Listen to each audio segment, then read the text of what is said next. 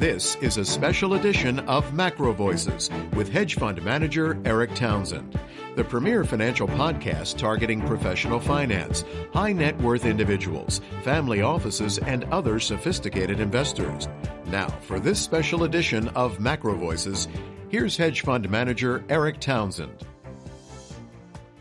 Macro Voices Hot Topics episode number 2 was recorded on July 24th, 2019.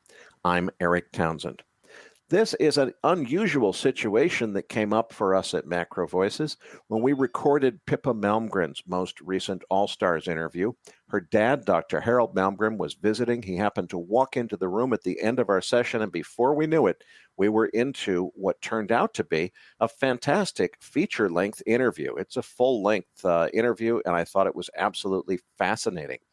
We had to scratch our heads figuring out what to do with this one because our Thursday night flagship podcast schedule is booked out solid through Labor Day. We were afraid that we were going to have to put this one on the shelf. But I can't thank our sponsor, TopTradersUnplugged.com, enough. They heard that there was more Pippa on deck that was about to be put on the shelf and said, no way, if it's Pippa, we'll sponsor it. So I really want to thank TopTradersUnplugged.com for sponsoring this extra episode, which we're airing for you as a Sunday special. So I really hope that you enjoy it. I certainly enjoyed recording it. Let's go now to both Dr. Pippa Malmgren and her dad, Dr. Harold Malmgren.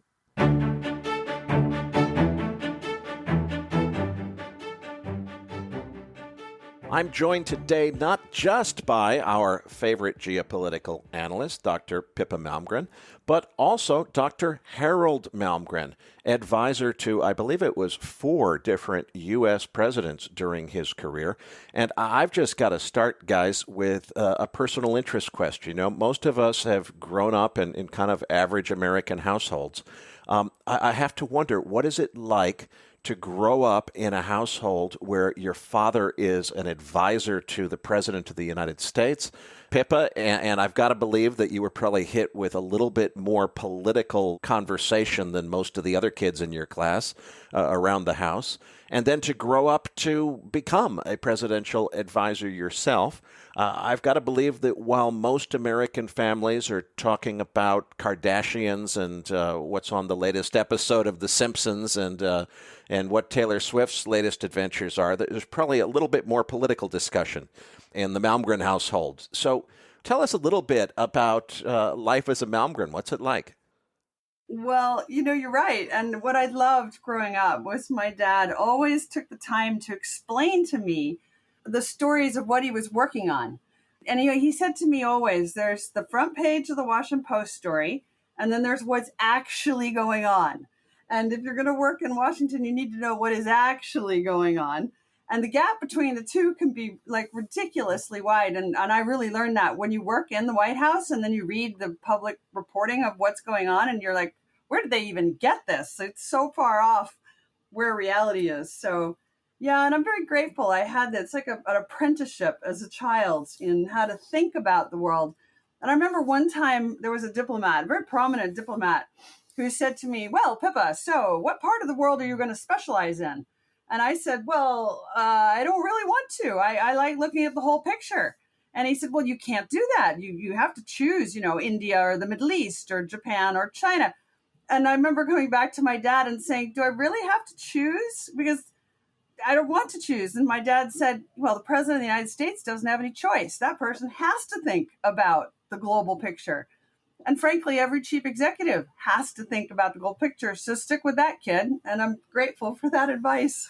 It worked. Well, having Pippa as a daughter was challenging because she's really smart, and she's also quick with her tongue. So if you say something a little bit silly, she will react to it by straightening out what you're trying to say. But it became an adventure. And if I had anything to teach her, it was that politics is like a sports event. There are a lot of rivalries, some of them personal, some of them teams. And there are winners and losers in how the game is played. And it becomes interesting when you look at it that way. It's not analytical in the sense of a college course, but rather how is the game played? What are the rules? And who bends the rules and how do they get away with it? So it's always about the backstory. And the most clever politicians I've known over the years have been people who were very good at hiding what they were really doing so they could compromise with all the opponents on something without getting into a battle of ideological battle with their own party members.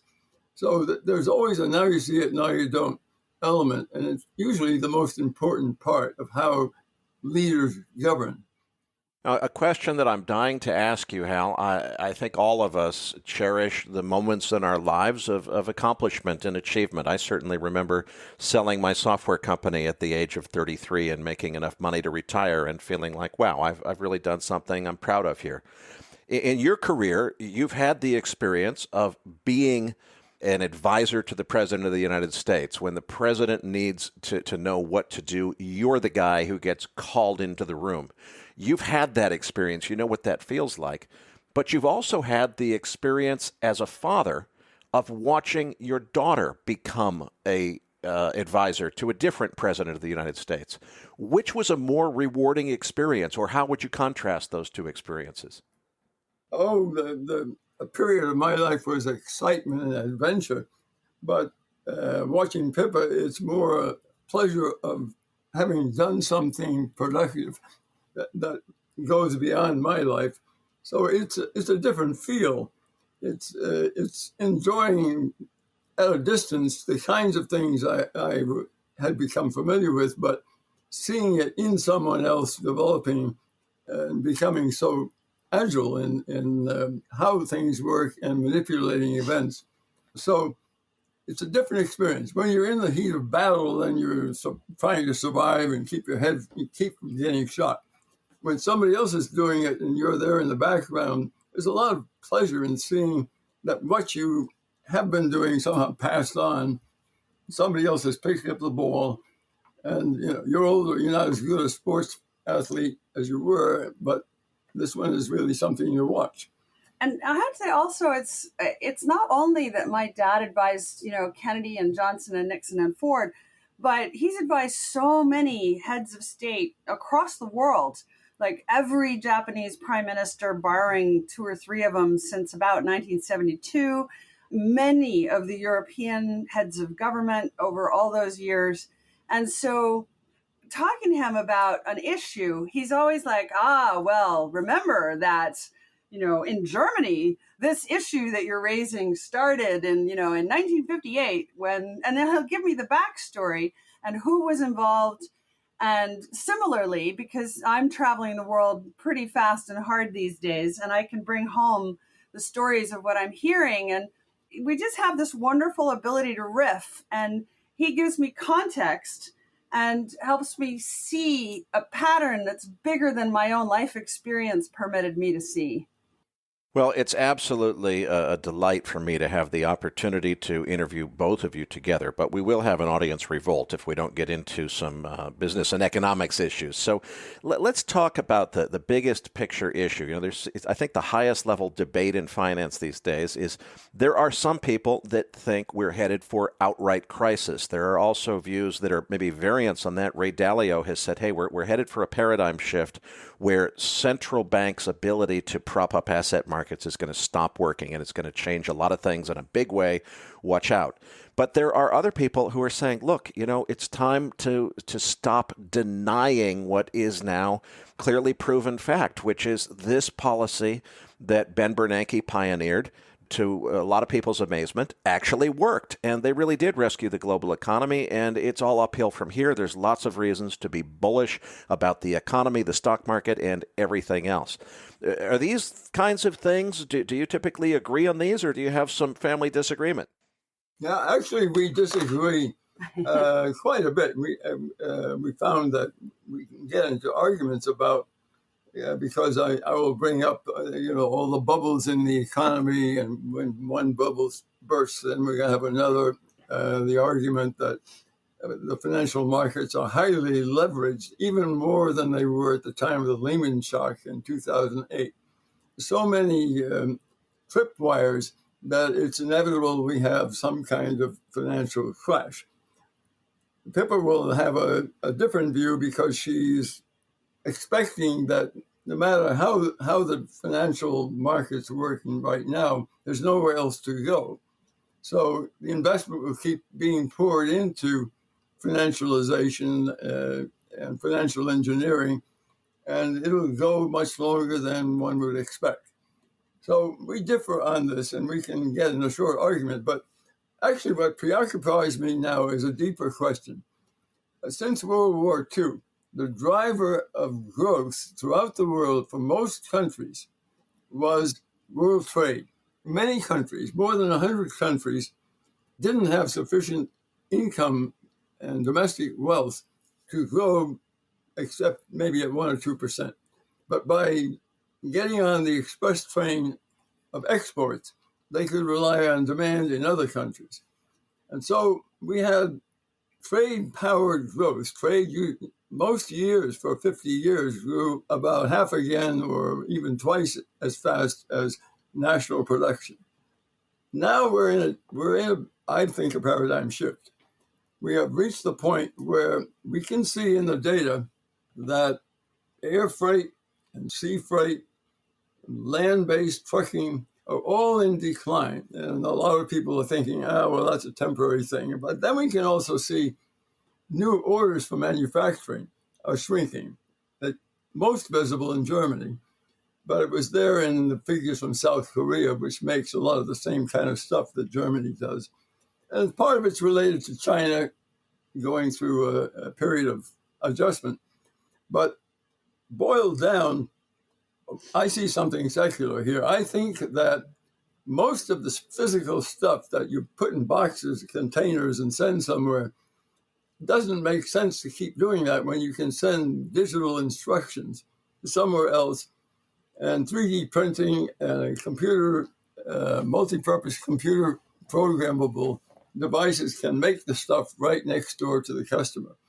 So I think we are now headed towards localization and a secular decline in everything physical and shipping except for food. Food has to be shipped because there's not enough arable land in some places, not enough water. But think of what that means. It means like we got too many ships out there and we're going to probably melt a lot of them down. That physiology changes the game worldwide. The drivers will be personal services, will be financial services. It may be digital empires that go around crypto coin, but it's not going to be about Trump world trying to figure out how to get more jobs in Detroit. We're not going to get that. Also, there's one thing that is overlooked, and that is the primary engine in the world of trade has been Germany. Germany was able to grow by having half its GDP generated by external demand. But that's petering out. China copied everything Germany sold, and now they're competing with Germany in all the rest of the markets, and basically they will squeeze Germany out. So Germany, without trade, what does it have? It has bad demographics, it has bad taxes, rising costs of social overhead as people age, and German industry is already quietly, without talking about it publicly, thinking it's time to hollow out, just like the Americans did in the 70s. Maybe we have to hollow out. So the big three automakers in Germany are all thinking about increasing their production in Alabama and Georgia. And why? Because they see that as a good export platform to the world in a market that is basically shrinking because of a lot of reasons, including young people don't want to buy cars anymore. They want to take Uber or Lyft. So I see a big transformation going on behind all these fears of financial crash.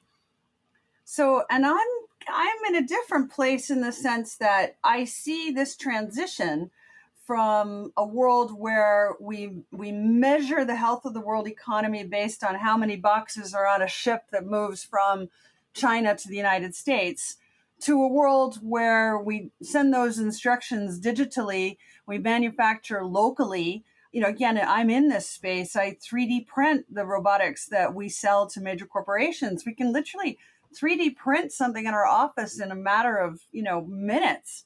And so I don't have to wait for a product that's shipped from China to Britain anymore. And I see this transition happening so fast that the destruction of the old economy that depended on all those things is being overtaken by the creation of a new digital economy that is going to be worth more. But a lot of the components of it they're so fast moving, to be honest. This is such a feature of the modern world economy, is the speed of the change and how quickly things become possible that you thought were impossible. Actually, Dad, you mentioned, for example, food production.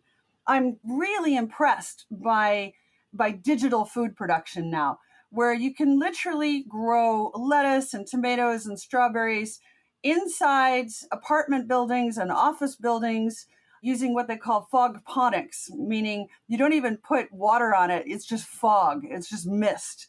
And you use virtually no electricity, mainly solar paneled energy to do it.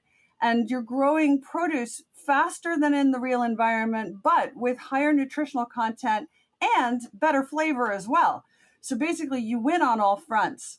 And you can do this in anywhere. You can do it in the middle of the desert. You can do it in the middle of an urban area.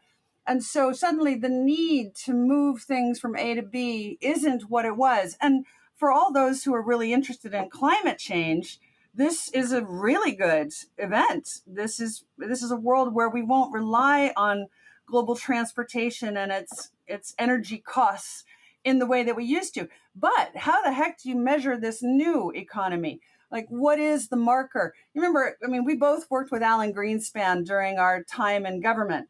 And, he was famous for saying, my best measure of the economy is I call up the biggest company in America that makes boxes. And I just ask them, how are the box sales going? And that was a brilliant measure in the 1970s. It was a brilliant measure even in the 80s. But now it's an irrelevant measure because nobody's moving stuff in boxes from A to B the way they were, where they were 3D printing it right in their office. And so what is the new measure? Should we be trying to measure how much 3D printing is going on? Should we be trying to measure how much data is moving from one country or one part of a city to another? Like, we haven't yet got the equivalent of Alan Greenspan's box count. And that's what's really required. And then the point where we're really having our discussion is, what is the speed of this transformation? I see it happening super fast, but that's because I'm in it. Dad sees it happening much more slowly in a more fragmented way because a lot of people haven't got a foothold on the new economy that's coming yet. And I'll finish with one example. I think I see a huge economy evolving around augmented reality and virtual reality. And in fact, I'm working now on the ability to deliver virtual reality across the net to explain things that I'm interested in using VR and AR. And most people are like, well, what does that even mean? They can't conceptualize what I mean. And I say, well, imagine like you're sitting in your office and you hold your mobile phone up, your smart device up, and suddenly you see your entire office is completely jammed with virtual objects that are advertisements, that are media stories. In other words, the Washington Post and Coca-Cola will be 1 foot in front of your face, really within your hand's reach. And it's there all the time. You just don't see it unless you put the augmented and virtual reality glasses on or you look at it through a mobile phone screen. But it's there. And that there's a whole economy that is being created about those virtual spaces that you occupy. And by the way, these vendors of Coca-Cola or whatever, they're going to know exactly which space to put that in because they know exactly where you go to the bathroom and when you're in the bathroom. Yeah. They know exactly when you're on the school run picking up the kids. They know when you've broken up with your boyfriend or your girlfriend. And this is because the data that we're all giving off tells them. So now imagine the economy around all of that. So really, it's a question of what's the speed at which the society makes the transition. And I guess I see it happening much faster Dad, you probably see it happening a little bit slower with more dislocations for people as they adjust. But I still think the direction is positive. Well, the problem in the speed is decision makers, that is, Yeah. government officials, bureaucrats, regulators, the people who manage the machinery. They don't work fast, and also they don't learn fast. They tend to be, all of them, even politicians, creatures of habit. What worked in the last election?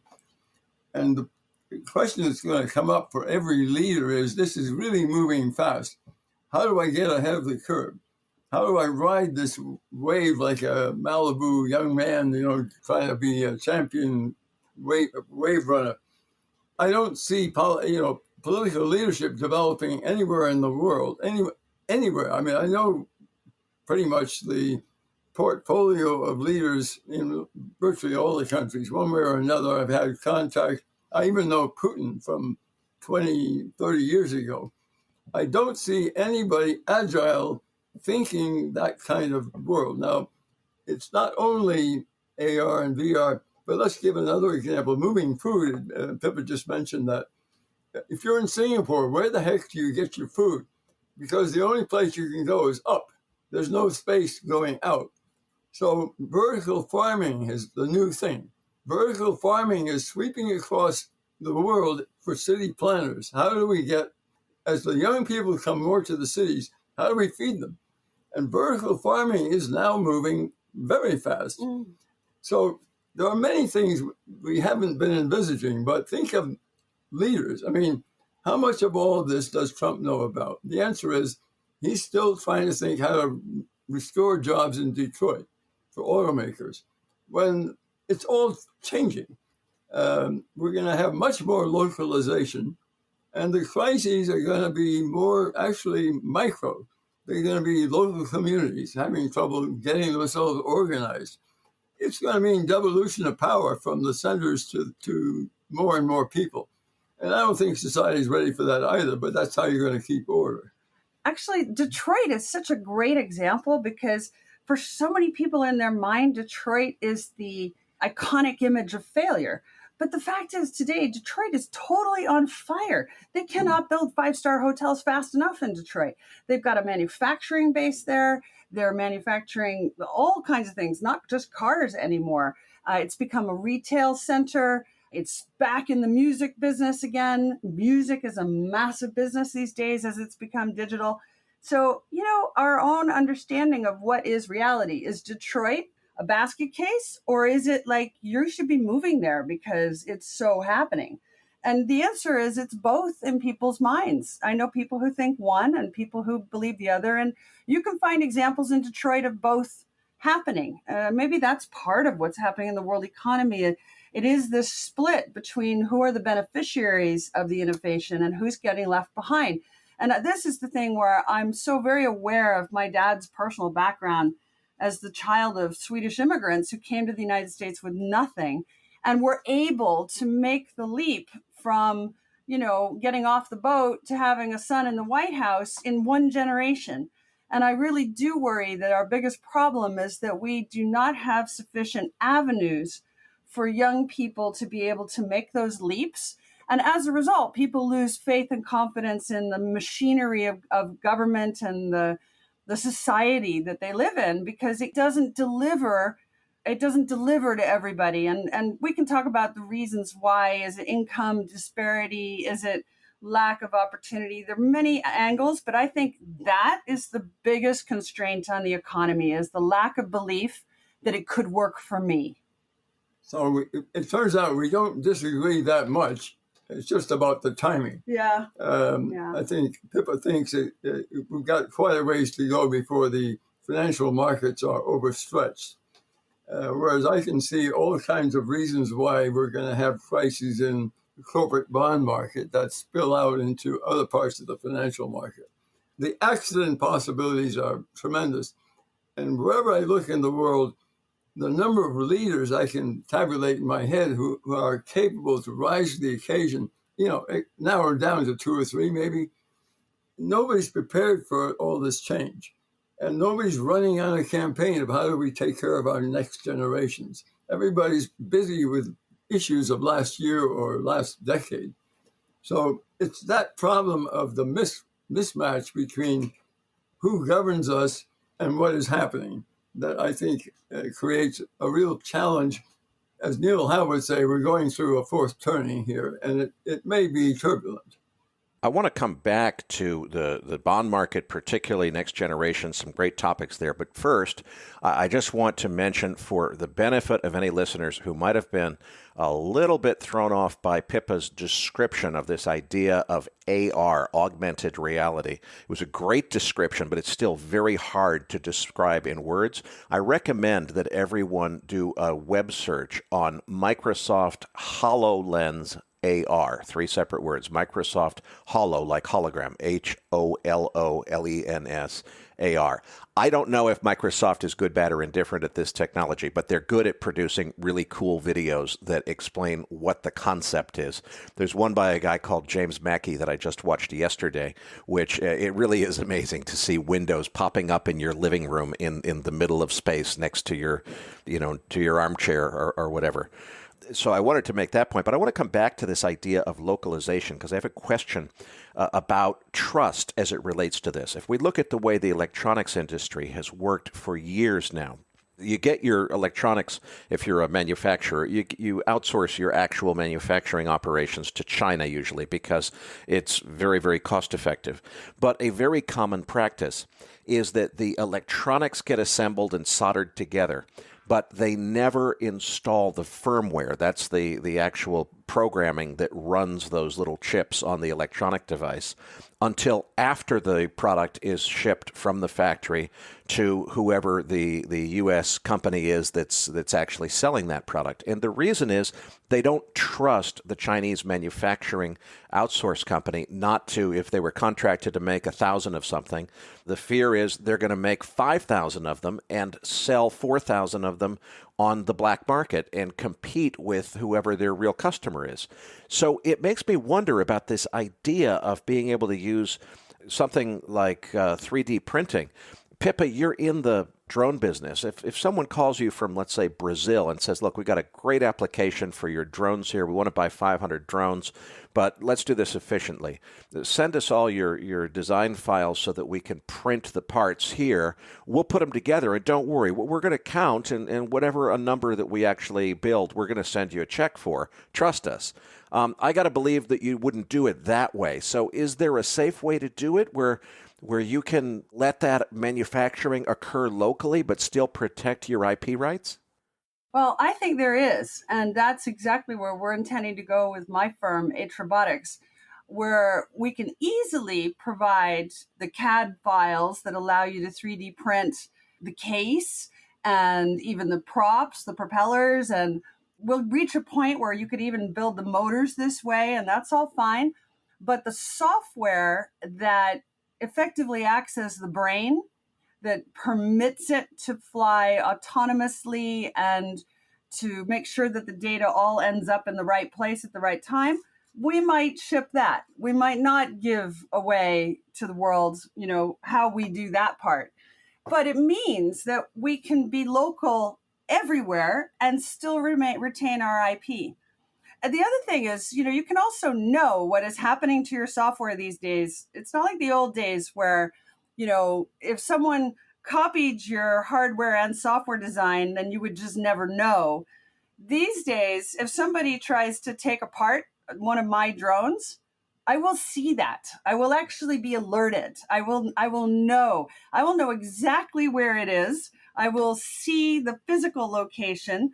I can tell whether they're trying to whack it with a hammer, to get inside. I can structure it so that even if you smash it to try to see what's inside, you'll destroy the interior in such a way that it won't be any use to you, right? It's a very different world from how parts manufacturing worked in the old days. So I actually think what's happened is the reverse has occurred.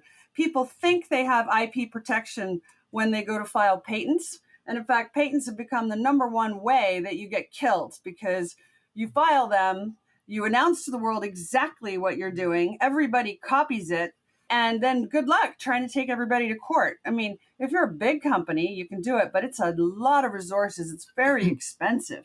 So it forces all the manufacturers to go a different direction, which is to be smarter, faster, more agile. You basically have to run 2-3 years ahead of the market at all times. And that is your protection, is your speed. There's something I'd have to add to this. Pippa and I haven't talked about this directly, but it happens that my first assignment in Washington in the real life of politics was in the Pentagon. I worked for Bob McNamara, and I was catapulted into all kinds of discussions about new weapons. And since then, I followed that area pretty closely. So I can take the same kind of issue that she's discussing. We have something called the F-35 aircraft. Controversial, very expensive. What is it? Well, we allow other countries to make components. Actually, the production is done in many places. But what it's really all about is it's a flying brain. It's an integration system that, like the old surveillance aircraft, the AWACS that we had, the F-35 can look down and see air, land, sea, and even subsea, underwater, everything that's available, and can control all that firepower all at once. That's what the F-35 is all about. You only need one to do what 50 had to do before. Nobody understands it. It's a flying brain. Now, that when you put your mind into that context, everything changes. How would you fight? How would you respond to somebody? It's all about the software, and we don't disclose that. We let everybody participate in making these things, but we don't tell them how the software works. And we don't, for example, with Turkey, we're just saying to Erdogan, you can't have this thing because we'd have to tell you about the brain, and you can't have it if you've got Russian air defenses in your system, because they'll teach each other. So this is in areas that we really don't think about. It's a different world where processing of data becomes central to everything. And our military, increasingly, they don't think about fighting land warfare. They don't think about it. They think it's unimaginable that we go out and kill a lot of our boys and girls. And nuclear war, it's unthinkable. I cannot imagine Russia, China, and the U.S. ever getting into armed conflict on any scale. But what we can envisage is 48-hour conflict, in which a lot of firepower is exchanged and somebody gets a bloody nose and backs off. But all of this is about this brain power that's flying on top of the wings. And the next generation in defense, nobody's talking about, is the F-35 is called fifth generation aircraft. Sixth generation is already well developed and on the way, and it's unmanned. It's autonomous transportation, with the purpose being to move the brain around, just like with a drone, to process what you can see and use it. Let me add one point. Ford Motors is now moving out of personal vehicle production. They're basically, apart from the Mustang, going to leave the car business. Where are they going? Well, the head of Ford Motors now was the head of autonomous vehicle development. They are basically thinking, how do we build autonomous trucks to move anything that needs to be moved without people? That's already well on the way. And you can see it in truck orders. Everybody stopped ordering new big trucks because they're expecting something totally different in the next few years. You know, this extends even further. Like, imagine, we talk about the repo man, that if you fall behind in your car payments, then some guy shows up and takes your car. No, now your car is going to drive itself back to the company that you've leased it from, maybe with you in it. You know what I mean? Like, this is the thing. Everything is driven by the brain. It's what we do with our drone company is exactly like the F-35. If we think someone is using it improperly, or we think they're trying to get into it and rummage around, it can just be turned off. And that's exactly what we do with the F-35. We're like, you can buy it, but we'll decide whether you're flying it at any given time. And that's a completely different mental construct for the world economy. And it takes me back to that question again, is What's the appropriate measure of real economic activity in a world where it's all about data, including, I totally agree with the assessment of warfare. Throughout history, we've had warfare that was driven by land power, warfare driven by sea power. We know the air power was the defining factor for the last two world wars. Today, we're in an era of data power, and wars will be fought using data.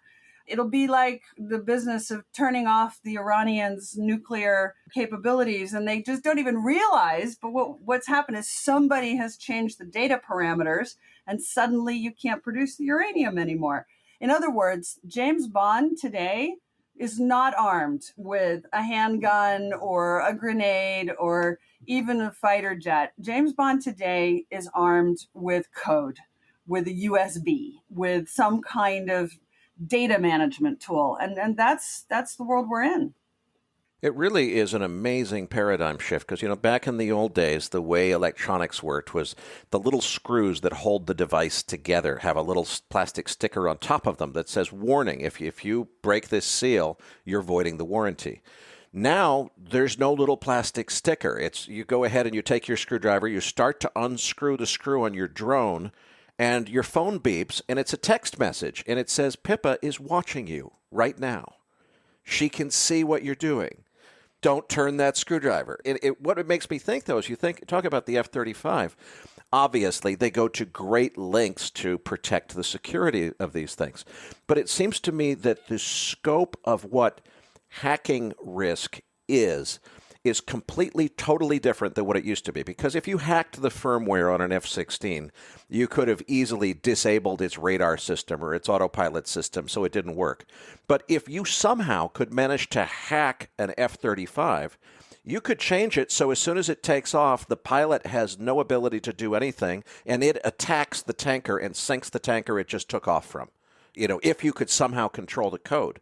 So obviously, people are working hard to make sure that doesn't happen. But holy cow, the stakes have gone up, haven't they? They have. And again, what's the definition of hacking? Because these days, I think most governments, they're not trying to hack into each other's systems in order to cause them to malfunction. They're trying to get in there so they can just listen to everything you're doing. It's a completely different objective. Industrial intelligence is being gathered.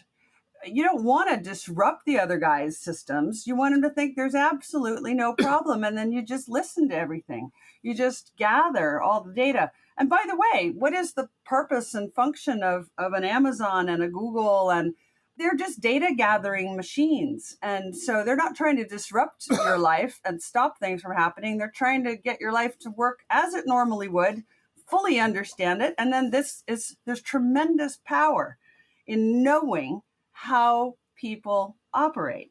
Let me add something that is current in all of our minds, is this allegation or the accusation that China is stealing all our stuff. And we've got to stop them stealing.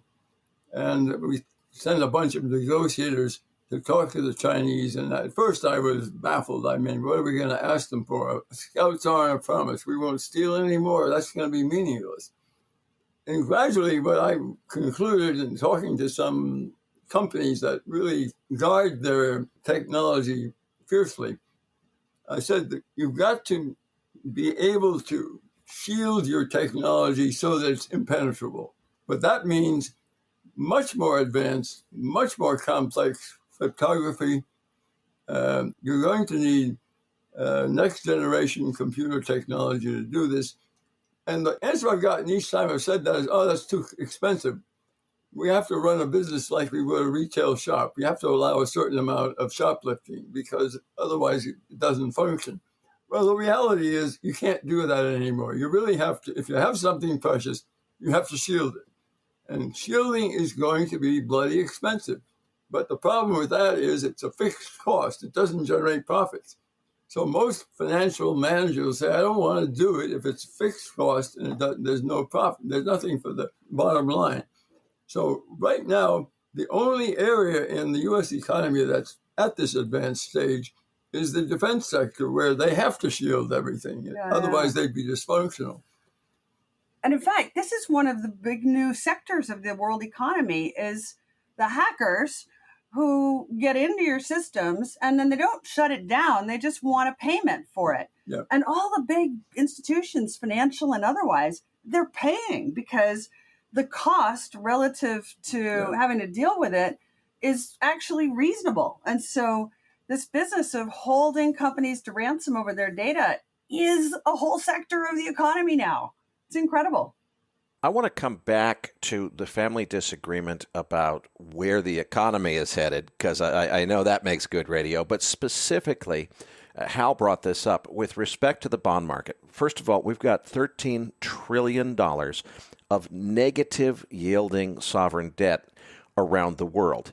And, it's easy to explain the mechanics of how that happened. There are certain investors that by mandate have to use a safety trade into sovereign bonds, and whether it seems to make economic sense or not, that's what they're doing. Okay, fine. But if you step back and look at the absurdity of paying for the privilege of putting money at risk, and particularly something I think a lot about, and not many other people seem to be talking about, it creates, unless you outlaw cash, which hasn't happened yet, it creates a cash hoarding incentive that I think could lead at some point to a run on the entire fractional reserve banking system. So you've got that going on. Now in Europe, where you live, Pippa, or next door across the channel there are now 14 different European junk bond issues. So that's where the credit rating agencies say, look, don't invest in this unless you're getting paid a really, really high yield, because it's a company that we think is maybe going to default. And so you're taking a big risk here. People are buying those bonds when they are negative yielding junk bonds. And I mean, if you had said that 5 years ago, anyone who knew anything about finance would have laughed in your face and said, you obviously don't understand what a junk bond is or what a negative yield is, because that's impossible. But now we have it. It seems to me like when systems kind of go to extremes before things snap and pop and break and fall apart, there's usually examples like this. There's the old skyscraper index where, just as they build the most ridiculously overdone skyscraper, it marks the top in the economy. How could negative yielding junk bonds and $13 trillion of negative yielding debt, Pippa, not support your dad's argument that maybe there's a problem here? So first, let me just listen to Hal in the background. Just keep giggling.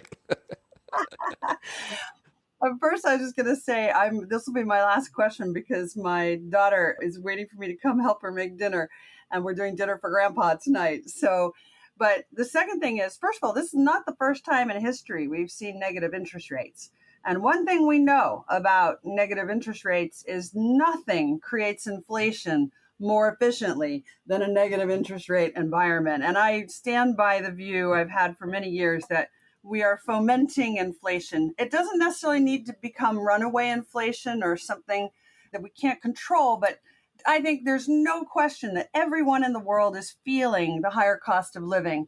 And what's strange is the data doesn't quite affirm that that's true, but I think everyone knows that they're having to run harder to maintain the same standard of living because costs have definitely risen in every possible category that matters to daily life. The second thing is it's all about the incentives. And I remember when the bailout happened, the thing that concerned me most at the time was what we now call financial repression, which is basically to say to the banks and the financial institutions, if you're a regulator and you say, you need to be doing more safe things with the money. You should not be taking so much risk because the last time you did that, it did not end well. And you say, yes, absolutely. And they say, well, we think you should put like a third of all your cash in bonds. And you say, well, actually, I think that's a pretty risky position. And they say, well, we think that you could be audited like 30 different ways tomorrow unless you agree to do this.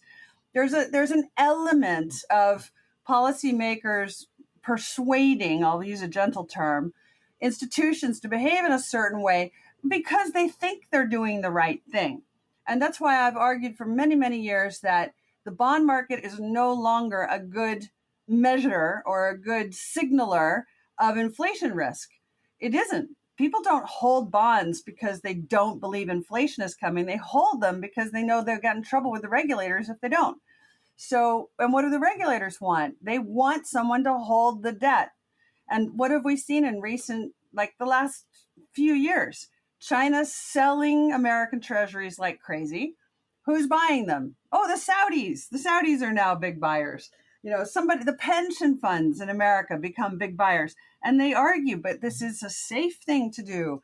And I say to the pension fund chief investment officers, but you are loading grandma up with a whole bunch of risks that could come unstuck in future. And they say, yes, Pippa, you know this, and I know this, but all my pensioners think that bonds are safe. And so, it's a mindset. It's an assumption set about what does a bond represent. In theory, it's a safe instrument and you'll get paid back.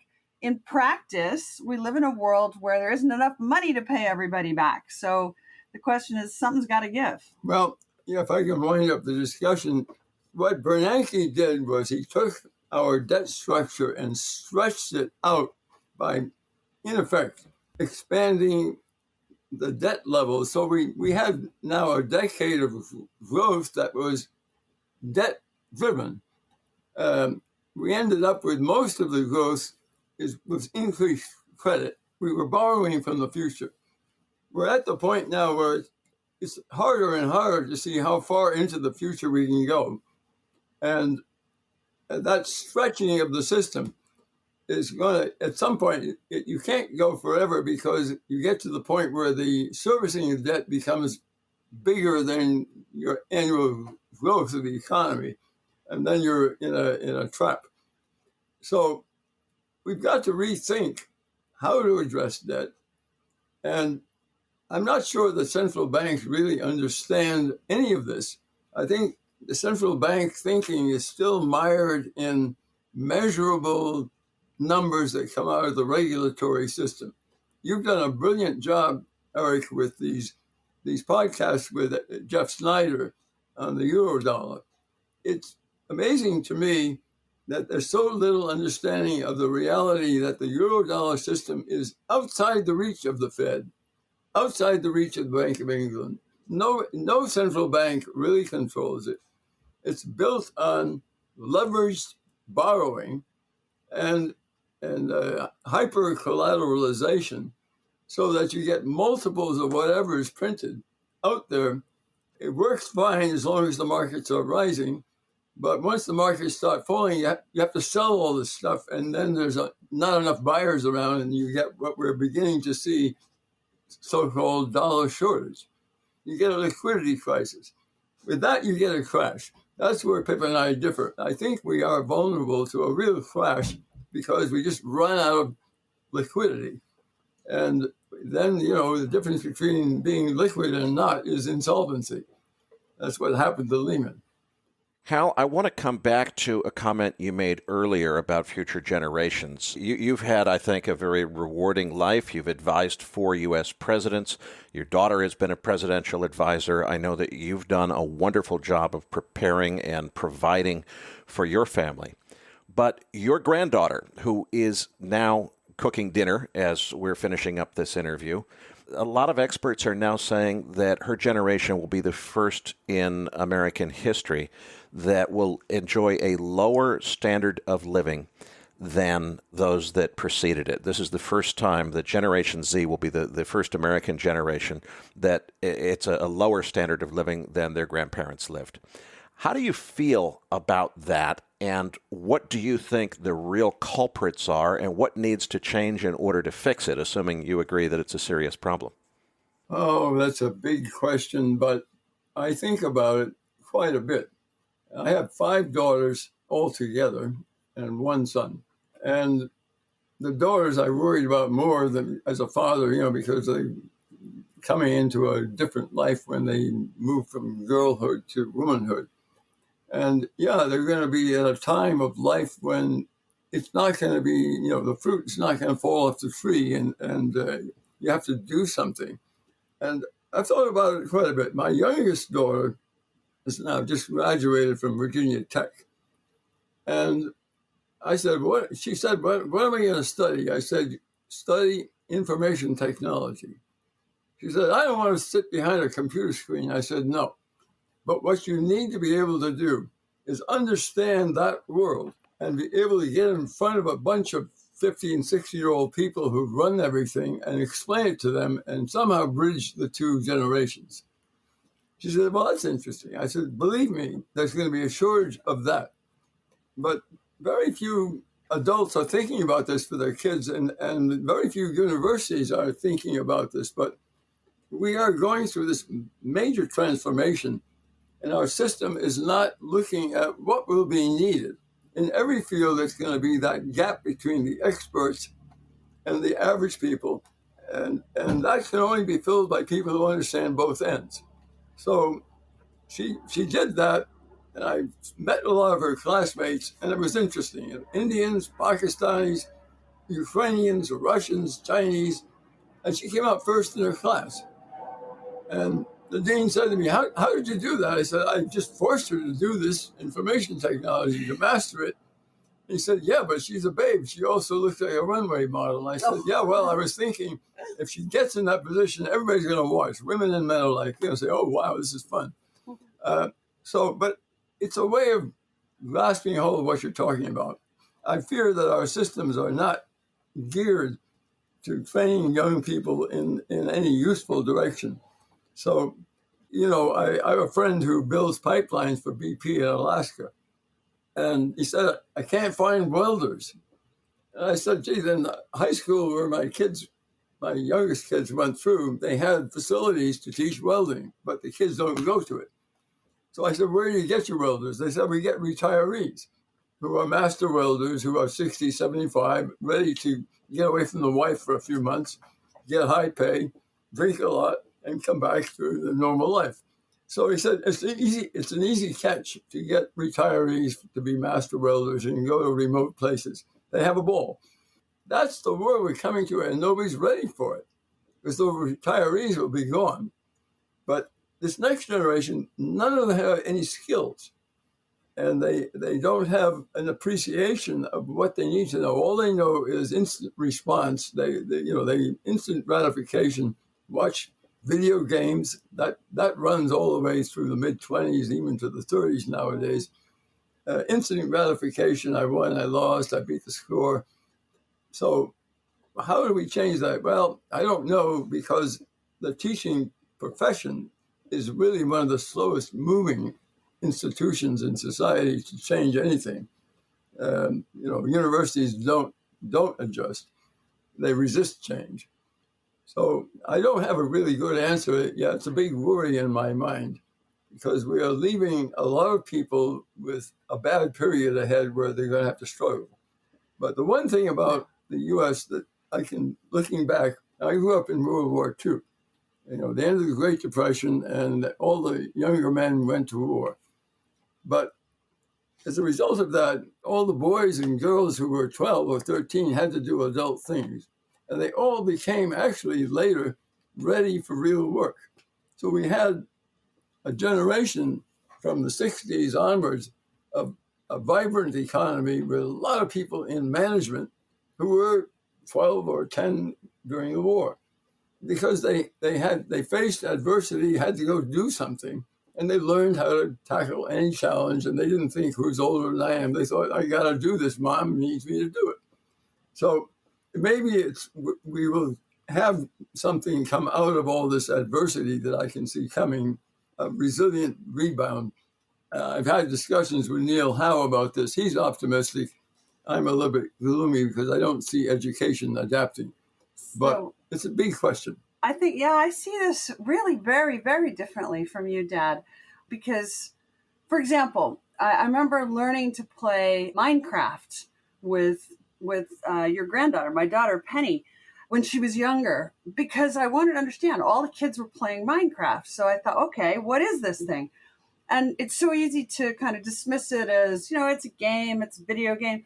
But you know what? It was, first of all, it was the best 3D puzzle that I ever found. And I love puzzles.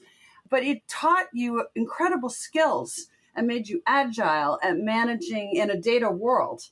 And I love, the guy who's written Black Mirror, Charlie Brooker, who's probably one of the leading scriptwriters of our generation now. Charlie Brooker did a fantastic documentary on the history of video games. And when you listen to this documentary, you realize how much societal and personal human learning has happened in the game environment that's now translated into the real economy in other ways. And I see this in my robotics business. We make things that are based on the assumption that the operator is familiar with games and therefore will know how to manipulate to get the data outcome that they want. But the other thing is, you say, whether is this generation going to face a lower standard of living? My answer to that is they're going to redefine what a standard of living is. Yeah. And our definition, I'm now in my 50s. Our generation, the definition was you own your own house and you retire by the time you're, 55, and you have a certain kind of car and a certain number of vacations every year. These younger generations are like, actually owning your own house isn't the be all end all. There are other better savings mechanisms potentially. Let's face it, house prices have not been the most reliable thing on the planet. They're investing much more in themselves. And here's another point of differentiation between my dad's view and mine. I'm actually not worried about the fact that conventional education is not delivering, because all these young people have something that is outside that called the internet. And the internet lets you learn in incredible depth and at every possible level without needing a teacher. It's like the Great Reformation, right? You don't have to go to the Catholic Church to pray to God. You can actually just have that conversation directly yourself. It's a reformation where people are going, I don't need a university to teach me stuff. I can learn by myself.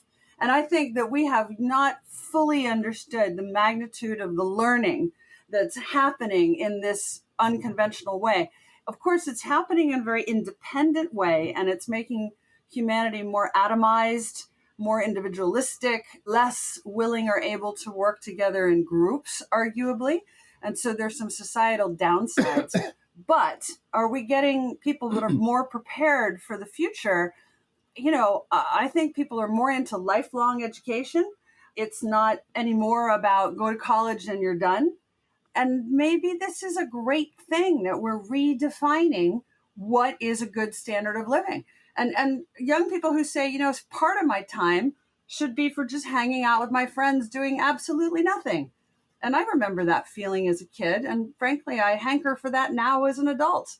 I value that. And I love that Einstein always said that creativity is the residue of time wasted. In fact, what's really not good is this view that we've created that you must be working very hard all the time from the moment you get up in the morning to the moment you go to bed, and you'll never get ahead any other way. No, that's not the world we have to live in now. And you can make a decent living without having to kill yourself, arguably. And we should take advantage of this and redefine that a good standard of living gives you that space. The space to live, space to be creative, space to not have to be on your game 100% of the time. Anyway, very different ways of conceptualizing about what's the definition of a good standard of living. Well, I can say simply that just listening to Pippa now, that's an example where at least I contributed something by encouraging her to think big, to think beyond all the rules, think behind what you see. Don't get caught up in the spin of the narrative that you're supposed to learn.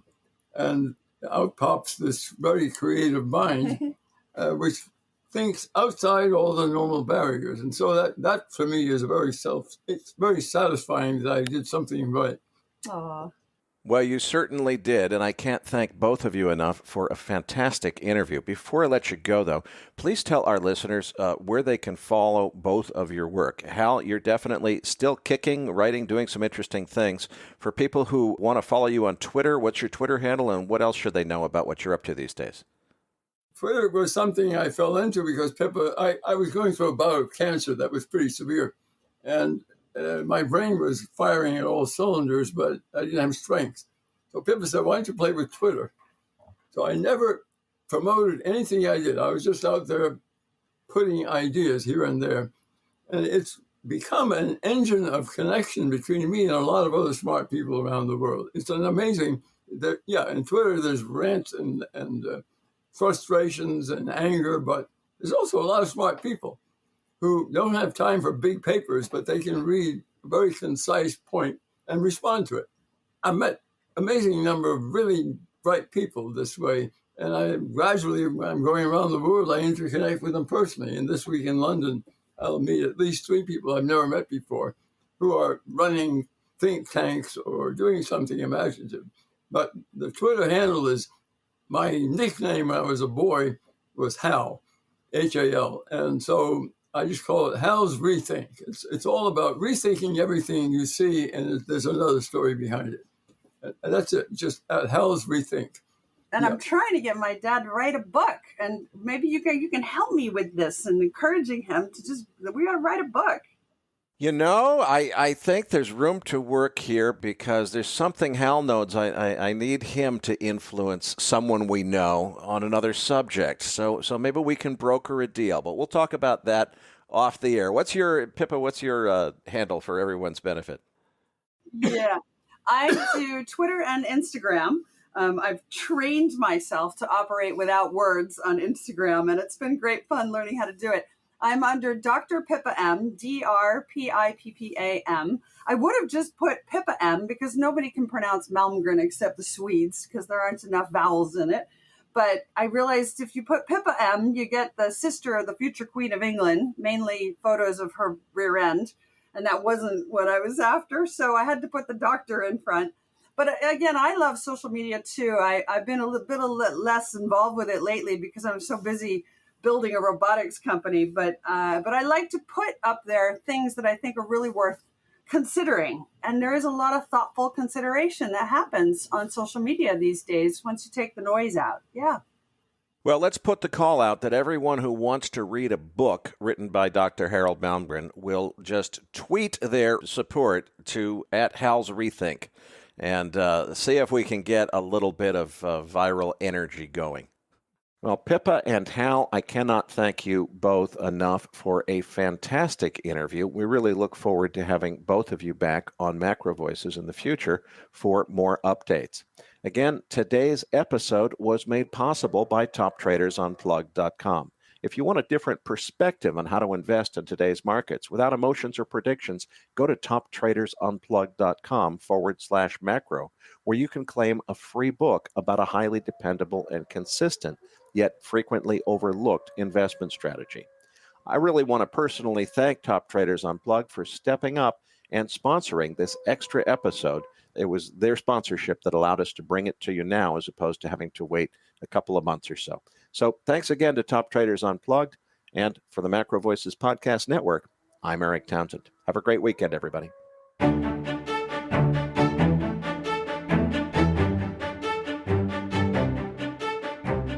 That concludes this edition of Macro Voices.